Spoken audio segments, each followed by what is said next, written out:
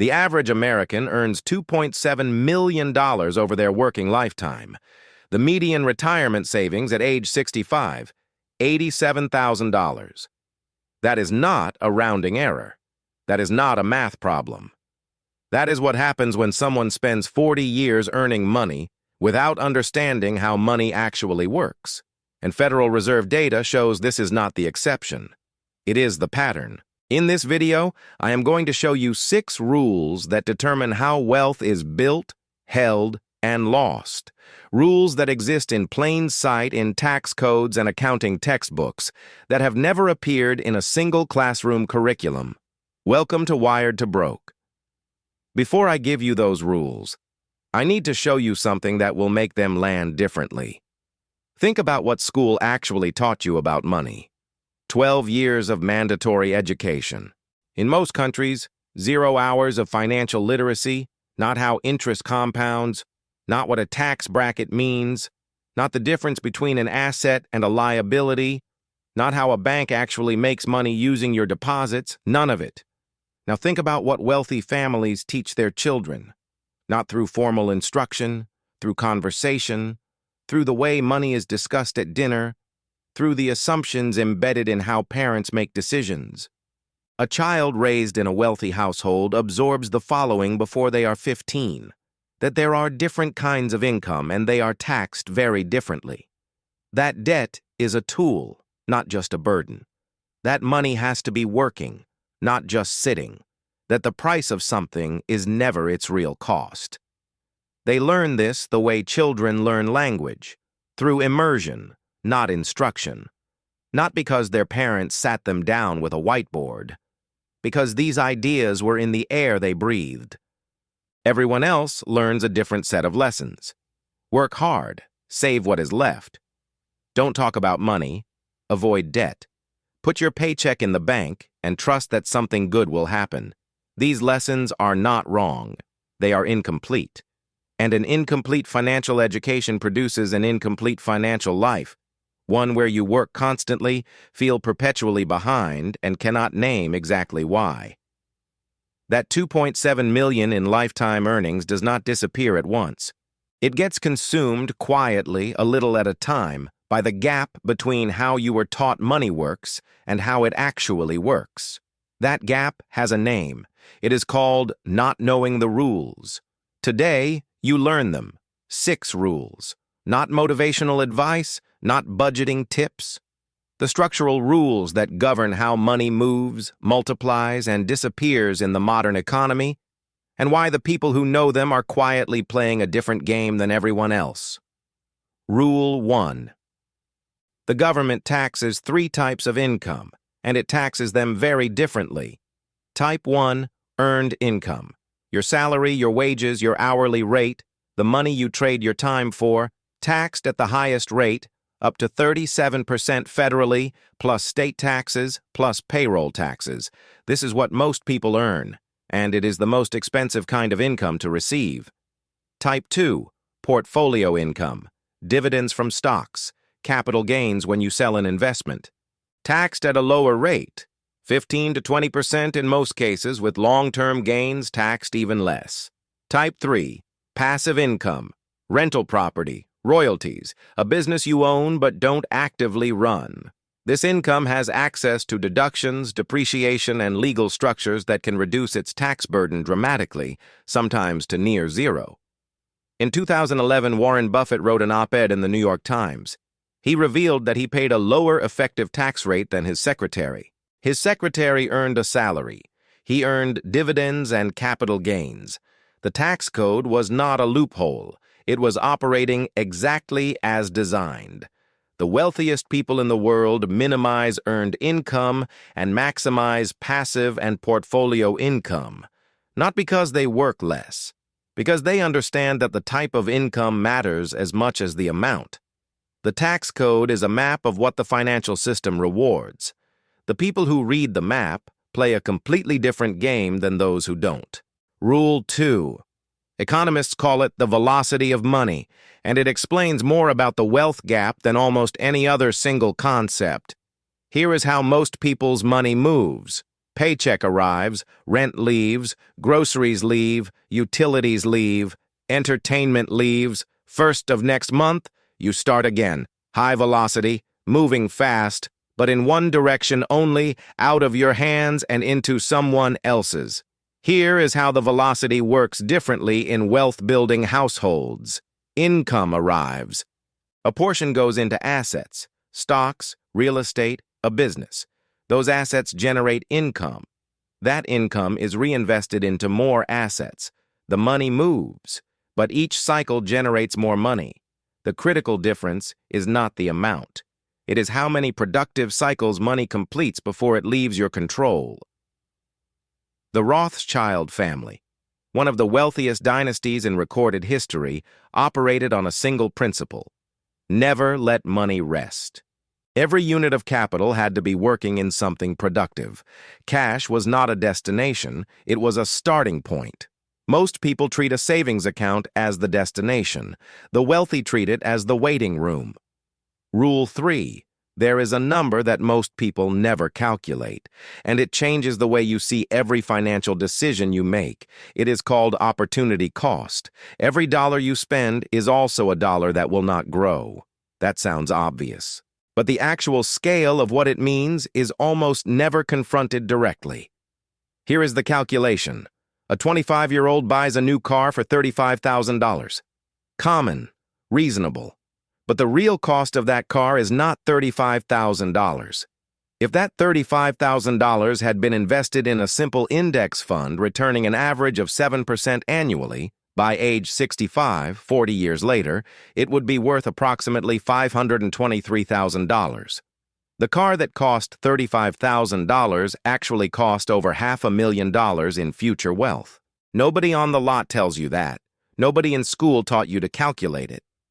This is not an argument against spending money. It is an argument for understanding the true cost of every choice about where that money goes. Wealthy people are often described as cheap. They drive older cars. They don't upgrade every year. They repair things others replace, not because they lack the money, because they have trained themselves to see the opportunity cost automatically, not the price tag, the future value of that money compounded. Benjamin Franklin said, "Beware of little expenses. A small leak will sink a great ship." He was not talking about frugality. He was talking about the compounding of small decisions across decades. Rule 4. Most people do not understand what a bank actually does with their money. And once you understand it, you will never see a savings account the same way. Here is how banking works. You deposit $1,000. The bank keeps roughly 10% on hand.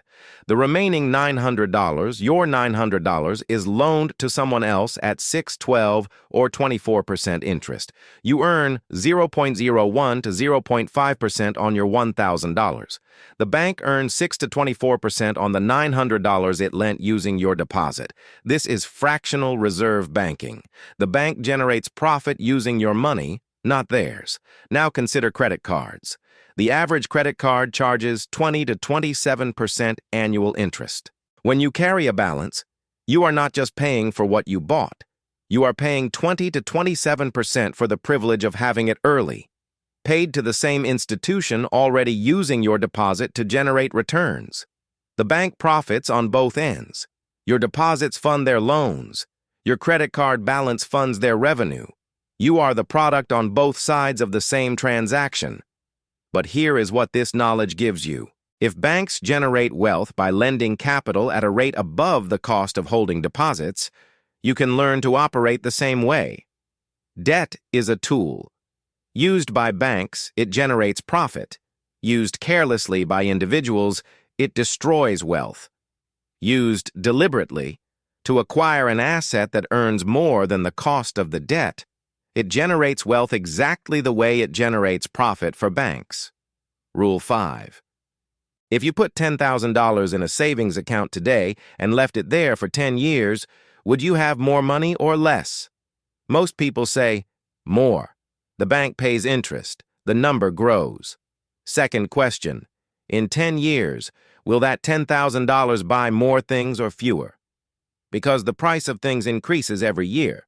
That is inflation, and it is the most underestimated force in personal finance. At 3% annual inflation, the historical average, $10,000 today has the purchasing power of approximately $7,400 in 10 years.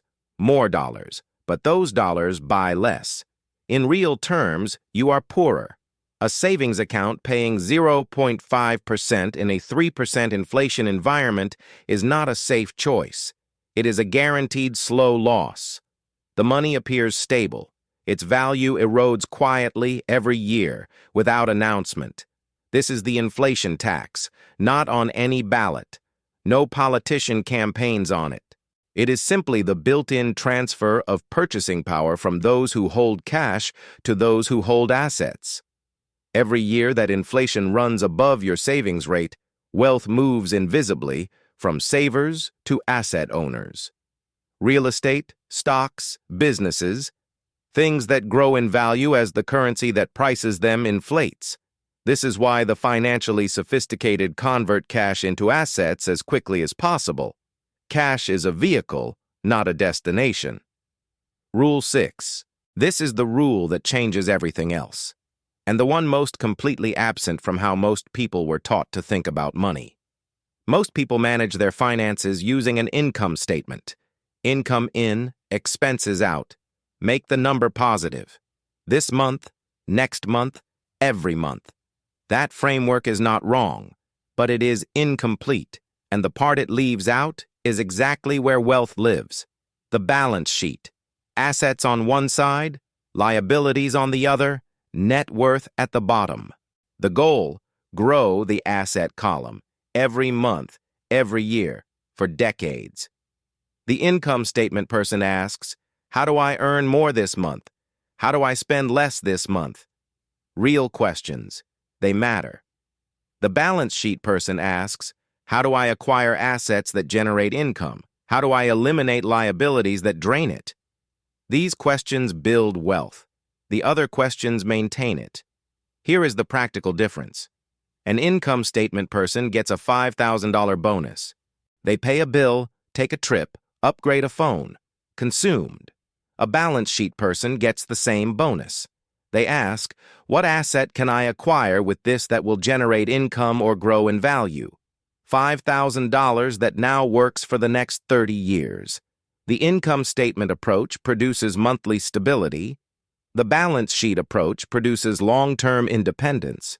They are not the same thing, and most people never see the difference, because the income statement is the only framework they were ever given. Here is what these 6 rules have in common. None of them are secrets. They live in tax codes, accounting textbooks, economics papers, available to anyone who looks. Simply never taught systematically to people who did not grow up around wealth. Children from wealthy families absorb these frameworks before they enter the workforce.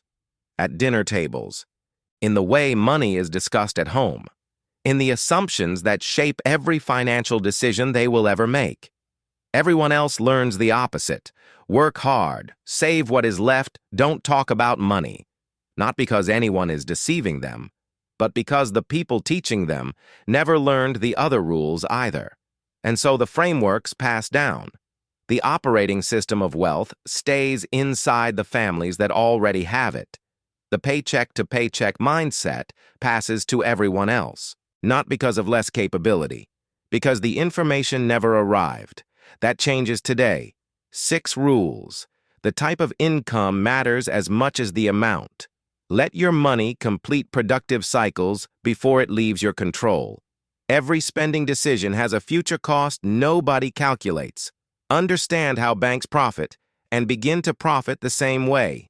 Inflation punishes those who hold cash and rewards those who hold assets.